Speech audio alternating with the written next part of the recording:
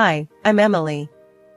Born to Ava, a once glamorous model, and Jake, a guy who knew his way around a camera, I was supposed to be their golden ticket to keep the lavish lifestyle they were scared of losing. Look at her, Jake. She's perfect. That face could relaunch my brand, Mom said, hovering over my crib with that calculating gleam in her eyes. I was too young to remember, of course, but she'd repeat that story like a broken record as if proud of her foresight. Dad, a man of few words, snapped photos, turning our home into a studio. Just one more, Ava. She's tired, he'd often mutter during those endless sessions. Nonsense. She's a natural, aren't you, baby? Mom's voice was sugary sweet when she wanted something. It worked on everyone, Dad included. Growing up, I hardly noticed the constant clicks of the camera or Mom's relentless ambition. It was just how things were. My playdates? More like photo ops, with Mom directing every pose. Smile more, Emily. No, not like that. Think princess, not playground. She'd instruct, eyes darting between me and the lens. I tried to please her. Always tried. Maybe because every flash of the camera was paired with her rare, gleaming approval, or maybe because I didn't know anything else. Dinner time was no different. We didn't talk about school or friends. It was always about branding, shoots, and Mom's new ideas to keep her followers hooked. Eating healthy is not just good, it's marketable, Emily. Remember, you are what you eat, and right now, you're my little star. Mom explained one evening, her words slow and deliberate as if trying to sell the concept to a potential sponsor hidden in the bushes. Dad, on the other hand, seemed to shrink with each passing day, his voice seldom rising above a whisper. It's all good, Ava. Maybe we let her have some pizza tonight, eh? A cheat day, he'd suggest on rare occasions, a weak smile fleeting across his face. Her response was always sharp. And ruin her complexion? You know better than to mess with the routine, Jake. Routine, my constant companion. I knew nothing of lazy Sundays or messy ice cream faces.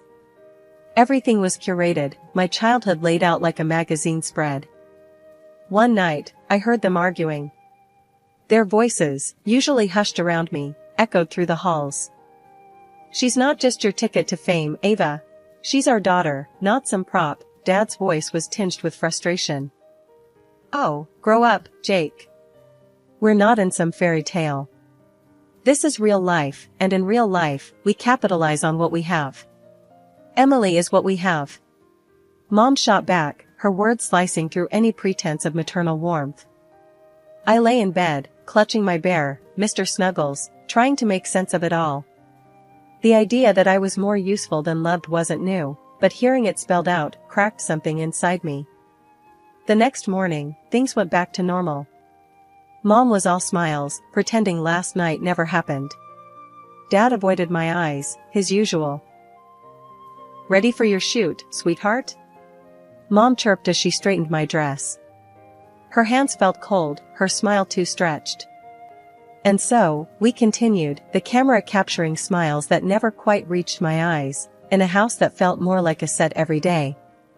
I played my part, the golden child, not yet understanding the shadows that played behind the scenes of our picture-perfect life. Grandma and Grandpa, they saw through it all. They'd visit, shaking their heads, whispering about how kids needed dirt and sun, not spotlights and scripts. Can't she just be a kid, Ava? Grandpa would grumble as soon as he stepped through the door, his brows furrowed in disapproval. Mom would force a smile, her patience thin. Dad, times have changed. Emily's opportunities are golden. We're setting her up for life. I'd watch from the corner, clutching a doll I wasn't allowed to dirty. Their visits were my only break from the constant clicks of Dad's camera. He'd put it down then, his face softening. Let's all just relax for the evening. How about a movie, everyone? Dad would suggest, his voice almost a plea. Mom's eyes would narrow, her lips pursed. Sure, after Emily finishes her shoot with the new organic juice line. It's just a few photos, then we can all relax, as you put it. The shoots weren't quick. they never were. Dad tried to keep things light, goofy faces behind the camera, to make me giggle on cue. Come on, pumpkin, show me the biggest smile. Think about, oh, ice cream. He'd cheer, hoping to catch a genuine moment. Mom didn't do patience. Jake, focus. We need these perfect. The company is watching closely. They want the natural, happy child, not some sugared-up toddler. The arguments got more heated when the camera was off. Grandma and Grandpa would try to steal me away for a weekend, desperate to give me a taste of normal. Ava, she should come stay with us. Just a few days. Let her run around, play in the mud. Grandpa would argue as he put on his coat, ready to leave, but not ready to give up. And what? Miss a casting call? No, Dad. We're not risking opportunities. She's fine. Mom would snap, her words final. It wasn't all bad. Sometimes, in the quiet mornings before Mom woke up, Dad would make pancakes, drizzling extra syrup and letting me toss in handfuls of chocolate chips. Don't tell your mom. He'd wink, the secret sweet between us. Promise. I'd giggle, the syrup sticky on my fingers, the moment light and free. But freedom was always fleeting. As soon as Mom's footsteps echoed down the hall, it was back to business. Hair brushed, face washed, and dressed in whatever outfit she'd laid out. In those days, I didn't understand the weight of sacrifice or the price of the path laid out before me. I only knew the routine, the constant push, and the clear understanding that my childhood wasn't really my own. It belonged to the brand, the image, the unspoken sacrifice of what could have been. When the sickness hit, it came without warning. One day, I was posing for a yogurt ad, all grins and giggles. The next, I was burning up, my body a battleground. Mom panicked, but not in the way you'd hope. Her first thought wasn't about getting me to a doctor, it was about how many shoots we'd have to cancel. Ava, we need to get her to the hospital, now. Dad was pacing, his voice edged with a panic I'd rarely heard from him. Just a minute, Jake. Let me think. Mom snapped back, her phone in one hand, probably scrolling through her calendar. Think? She's burning up, Ava. This isn't about your bloody schedule. Dad's shout would have scared me if I weren't so out of it. In the hospital, they said it was polio. I didn't really understand then what it meant, only that it was bad, really bad. Mom's face went white when the doctor explained. But she's been so healthy, Mom muttered to herself more than anyone else, her face twisted in confusion and anger. Mrs. Dawson, Emily wasn't vaccinated against polio. It's extremely rare nowadays because most children are vaccinated. The doctor explained gently, a look of sympathy across his face. Dad looked like he'd been punched. Not vaccinated? Ava, what, why? Mom's lips thinned, her usual defense rising quick. Don't you start on me, Jake. It was a choice. A choice we made. I was moved to a room, wires and tubes hooking me to machines that beeped and blinked. Days turned into weeks. I missed the sun, my sketches, even the annoying flash of Dad's camera. Mom rarely stayed long. She'd come in, sit for a bit, her foot tapping relentless on the sterile tiles. Emily, you need to fight this. You know how much is riding on you getting better, she'd say, her voice tight, like she was negotiating a deal instead of comforting her daughter. More than anything, I wanted all of this to be just a bad dream, to wake up in my bed with Mr. Snuggles tight in my arms, ready for another day of pretend. But the nightmare was real, and it wasn't just the sickness. It was seeing the strain on Dad's face, hearing the impatience in Mom's voice, feeling the distance grow between who I was and who I was supposed to be. Can't you just sit with her? Dad's voice would rise sometimes when he thought I was sleeping. She's scared, Ava. She needs us. She needs to get better. Sitting and coddling isn't going to fix her, Jake. Mom's reply, always sharp, like a slap. Days blurred together, each one a repeat of the last, beeps, whispers, and the heavy weight of knowing that to Mom, I was a project failing to meet its deadline. 2 years of my life blurred into a continuous loop of bed sheets, window views, and the ceaseless ticking of the clock. Bedridden, I became a fixture in my own home, an inconvenient piece of furniture rather than a daughter. Mom's irritation grew with each passing day, her frustration palpable every time she had to tend to me. Changing my diapers or washing me, she did it all with a grimace. "This is not what I signed up for," she'd mutter under her breath, her hands rough, her care lacking warmth. Dad tried to compensate. Every evening, he'd come into my room with a fairy tale book in hand, his voice a soft echo of better times. "Let's escape to a kingdom far away, Emily," he'd whisper, trying to lift my spirits as we dived into stories of brave heroes and far-off lands. But the daylight hours were long and lonely. Left to myself, I found solace in drawing. My sketches became my silent rebellion, my hidden diary. Crayons and pencils were my companions, crafting scenes far different from the sterile room I was confined to. I heard Mom's complaints, her selfish frustrations. She was tired of wearing the same outfits to parties because the money had dried up. "I'm stuck in last season's wardrobe while you lie around," she'd yell, her voice echoing off the walls, filled with a bitterness that cut deeper than the loneliness. Grandma and Grandpa saw the toll it was taking on me. They'd visit, laden with worry, their faces etched with concern. "Let her come stay with us for a while," Grandpa would suggest, his voice a gentle plea. "She needs a change of scenery, needs to feel loved." But Mom would have none of it. Absolutely not. What would people think if they knew I'd shipped her off to her grandparents? My image as a mother is at stake. Her voice was shrill, tinged with desperation. Her tantrums became more frequent, a testament to the crumbling facade of her once glamorous life. Dad's response was to retreat further into his shell, the bottle his only solace. Nights were filled with the sounds of Mom's crying fits and the clinking of Dad's glass. When I turned 8, a flicker of hope emerged as I began to slowly pull myself upright, leaning heavily on the bedpost. But one leg didn't cooperate. It was thinner, shorter, a lasting reminder of the illness that had ravaged my body. Mom dragged me to countless doctors, her face etched with a mix of hope and fear. "Is there nothing you can do?" she would demand, her tone sharp as she addressed the specialists. "I'm sorry, but these are post-polio complications. There's not much we can do to reverse this," the doctors would explain, their faces somber. The realization that I would never again be the perfect model child hit her like a storm. Rage replaced her initial shock. At home, she turned that rage on me. "Look what you've done to yourself," she'd scream. "If you hadn't been so careless, none of this would have happened. You've ruined everything." Her words stung, and I'd retreat further into my sketches, my only escape from her relentless blame. My drawings became darker, a mirror to the turmoil inside me. Yet, they also held a strange beauty, a testament to my endurance and my spirit, which refused to be crushed. Nights in my room were long and silent, filled only with the scratching of my pencils against paper as I lost myself in drawing worlds far kinder than my own. My comics became my sanctuary, a place where I was the hero, not the victim.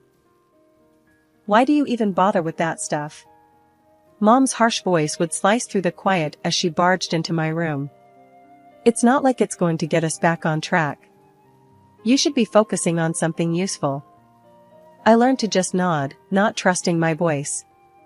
My drawings hid under my bed, my fears and dreams bleeding onto the pages in secret.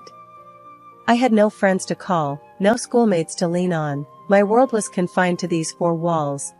And the only connection I had to the outside was through my online classes and occasional, whispered phone calls with my grandparents who seemed to be the only ones who cared. One night, something changed. It was late, and the house was quiet, too quiet. That's when I heard it, muffled screams from downstairs. Heart pounding, I limped to my door, easing it open just enough to peek through. "I can't do this anymore, Jake. Look at her, look at what she's become." Mom's voice was frantic, laced with disgust. "I can't stand to look at her anymore." Dad's response was slurred, tired. "She's still our daughter, Ava. We can't just throw her away." "That's exactly what we're going to do," she snapped back. Here, give her this and make it look like she ran away. Maybe some robber will do us a favor tonight and get rid of the geek. Dad's steps were heavy, his presence larger as he approached my room.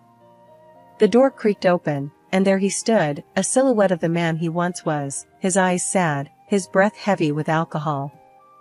"We're going for a drive, Em," he muttered, avoiding my eyes. I could only nod, my whole body trembling as I followed him out to the car.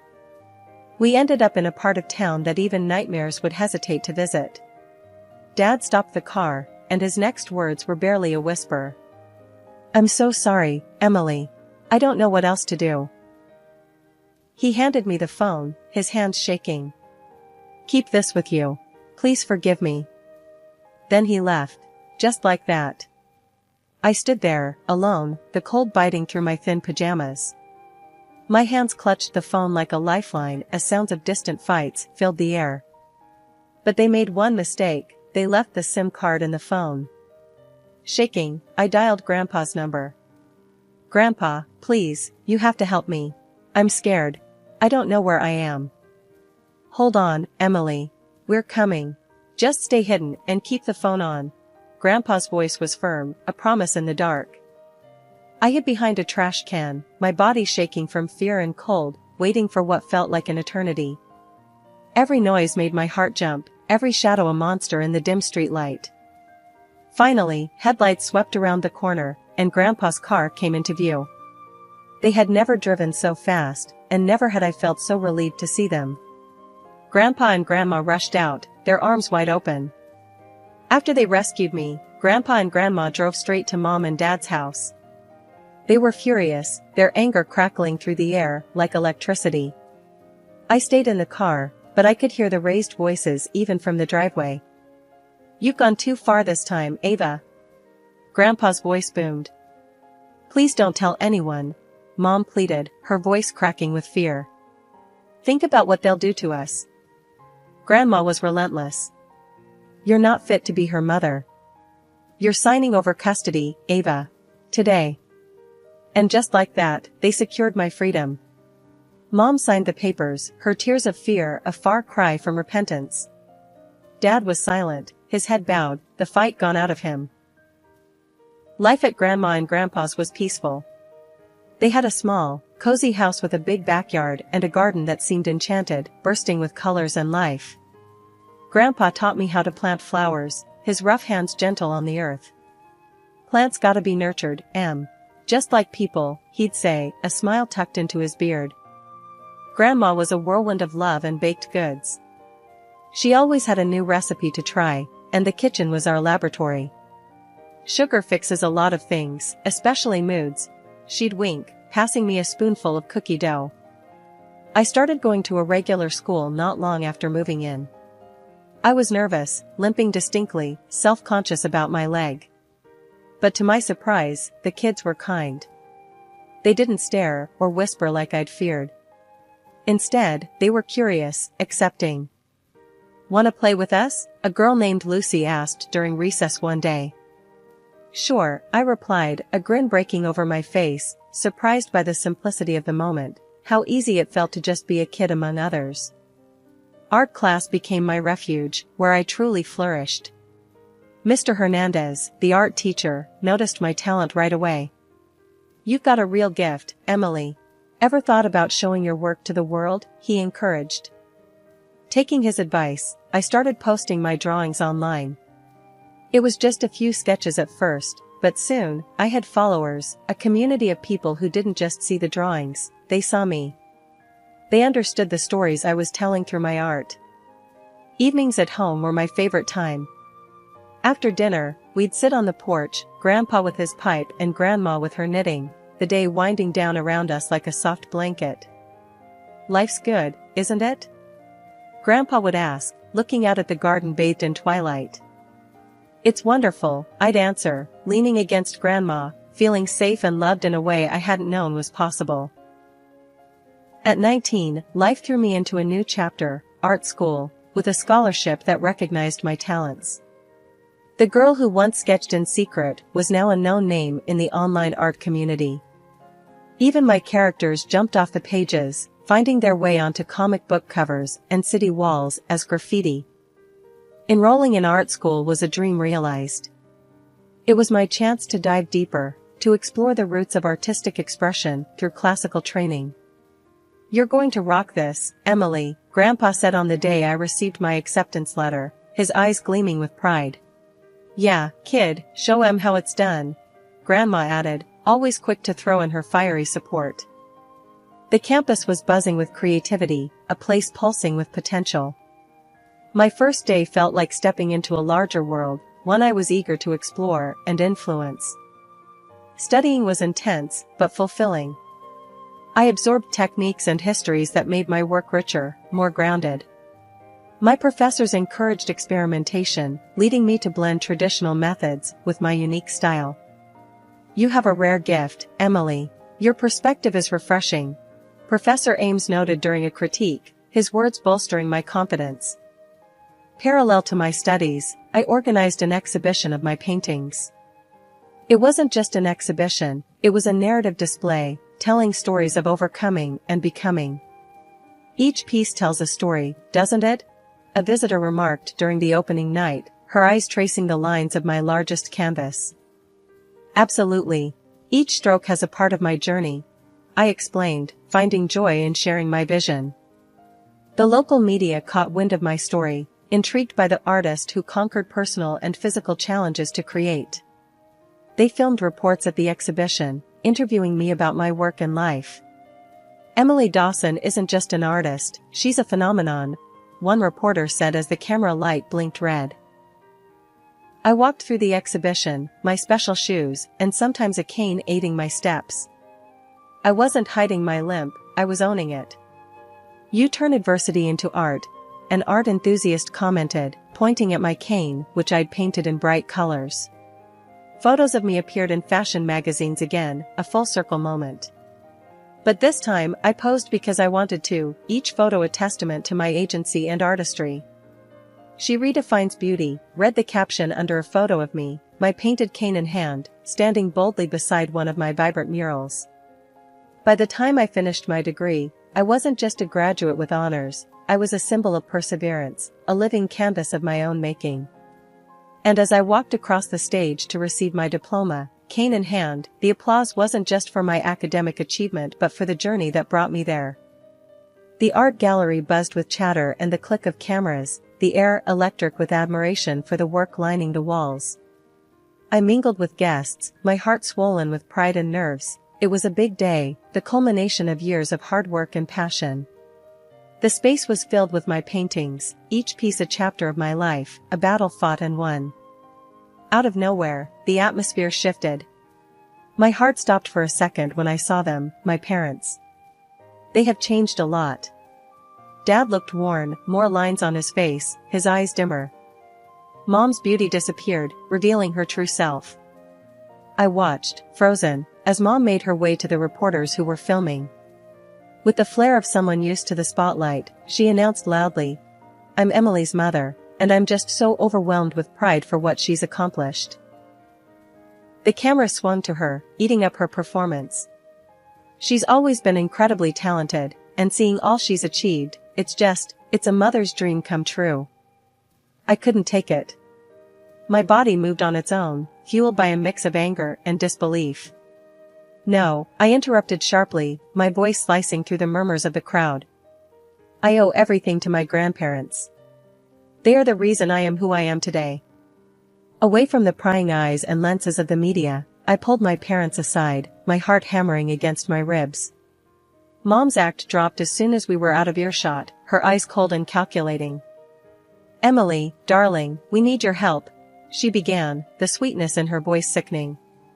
"Your father has had some troubles, he's lost his job, and we've had to sell the house. We have nowhere to go. You owe us, Emily." "I owed you nothing the moment you left me on that street," I shot back, my resolve hard as steel. "If you ever come near me or my grandparents, I'll go to the police." "Don't think I won't." They knew I meant every word. Without another word, they turned and left, disappearing back into the shadows from which they had emerged. That night, After the guests had left and the lights in the gallery dimmed, I took a moment to walk through the quiet space. My paintings looked back at me, each one a testament to my journey. I had faced my past, confronted the pain, and came out the other side stronger. Back home, in the quiet comfort of Grandma and Grandpa's house, I finally felt at peace. Here, in this house filled with love and acceptance, I knew I was home, truly home.